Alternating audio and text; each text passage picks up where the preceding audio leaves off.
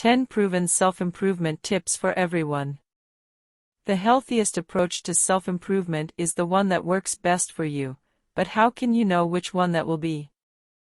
Truthfully, there is no one-size-fits-all approach to self-improvement, so you may need to engage in a bit of trial and error to find what is most helpful for your situation. At the same time, effective self-improvement journeys usually have 10 basic features that you should keep in mind. In this video, I am going to tell you how you can achieve self-improvement according to scholars and mental health advisors' points of view.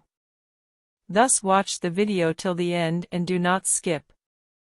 Furthermore, if you like, give it a thumbs up, share a comment, and subscribe, so that in the future you are the first one to receive mental health guidelines notifications whenever I post a new video on my channel.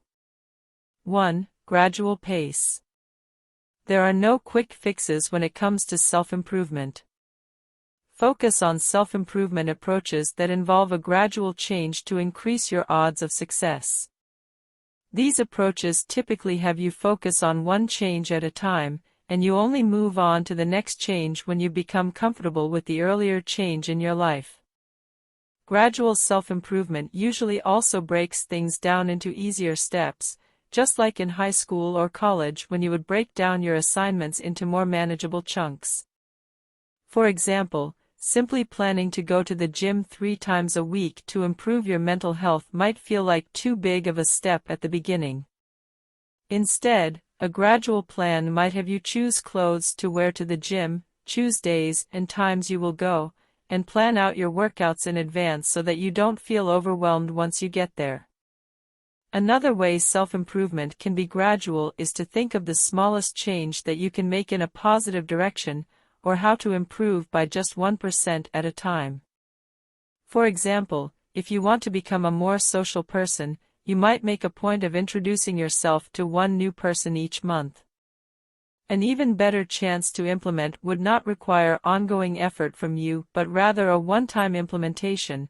For example, joining a club that meets every Wednesday means getting out and being social without having to put effort into figuring out new plans and new people to meet every week or month. 2. Goal-oriented. There is little point in embarking on a self-improvement quest if you don't have a goal in mind. However, you must choose a goal that is compelling for you and that also feels attainable.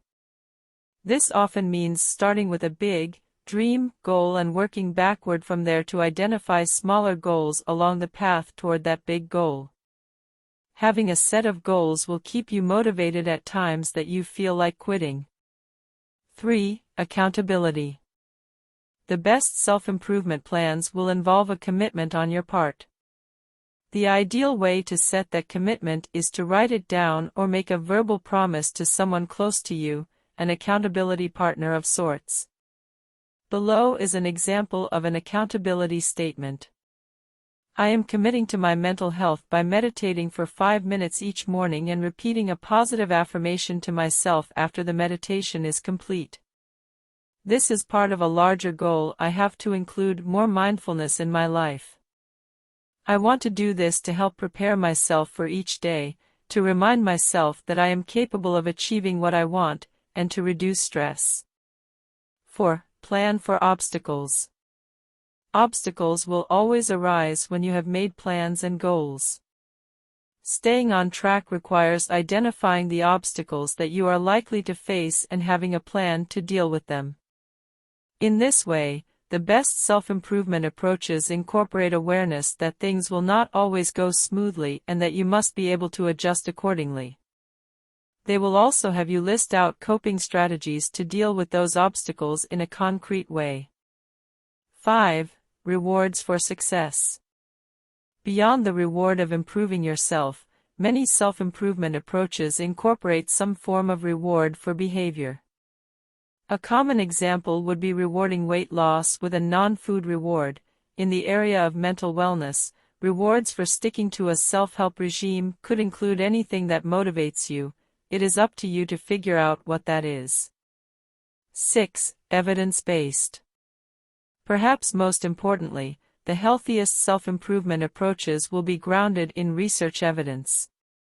While it may be tempting to follow gurus who promise miracle cures, approaches that have been backed by well-controlled research trials are the ones most likely to show a benefit. Cognitive behavioral therapy, CBT, techniques are a good example. There is robust research evidence supporting the effectiveness of CBT, so you can use this approach comfortable in the knowledge that it has been shown to work. Point 3. If you are interested in learning more about changes you can make based on research evidence, Richard Wiseman's book 59 Seconds converts research into practice with tips on how to change your life in under a minute. 7. Personalized for you. Regardless of how well-researched an approach is, if it is not a good fit for you, you won't find it helpful. Each of us has a unique situation in terms of personality, culture, etc. that will influence our choice of self-improvement approaches, and rightly so. What works for your neighbor is not necessarily going to work for you. This often comes down to a gut feeling or your level of comfort with a particular approach. If you are artistic, you might find art therapy approaches such as coloring mandalas enjoyable. If you are more a numbers person, you might enjoy approaches that have you tracking behaviors or measuring success in some tangible form. You can figure this out through trial and error or self-assess and try to match up with self-improvement that aligns with your traits. 8. Self-awareness. Unless you are working with a therapist or coach, it will be up to you to make a plan for your self-improvement. This is hard to do if you don't first have self-awareness about what is wrong and what you are trying to change. Usually, self-awareness takes place in 3 areas: physical, cognitive, and emotional. When you can recognize the areas in which you are struggling, and have compassion for yourself, you will be better able to make a change plan. In this way, the healthiest self-improvement plans will involve a step in which you sit down and get self-aware. For example, if you struggle with disorganization in your life, before embarking on a plan for self-improvement, you might want to identify the thoughts you have. Example, I am a messy person, how they make you feel. Example, I will never get organized, and how that plays out for you physically. Example, I feel tired all the time, I am lacking the energy to get started. Being compassionate toward yourself will enable you to make a plan to fix issues that are standing between you and your goals. 9. An action plan. The healthiest self-improvement approaches will give you concrete steps or an action plan for achieving your goals. It is not enough to identify goals. Without an action plan to reach those goals, you will be left languishing. Life coaches or wellness coaches are particularly suited to helping you create an action plan for self-improvement. This could involve creating an overall plan that incorporates various strategies such as mindfulness, exercise, and cognitive restructuring, reworking your thoughts to improve your mental health. 10. A boost in optimism. A self-improvement approach that makes you optimistic is often the healthiest path to take. Typically, approaches that incorporate some form of positive self-talk, mindfulness, and self-awareness are more likely to cultivate optimism. Approaches based on the branch of psychology known as positive psychology focus on this aspect of self-improvement. If you are wanting to focus on optimism, choose a self-improvement approach from this domain.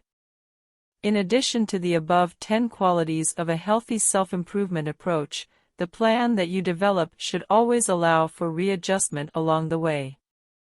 By reflecting on past successes and mistakes, you will be able to evaluate what went well and what went wrong, how you can do things differently in the future, and where you still have room for growth.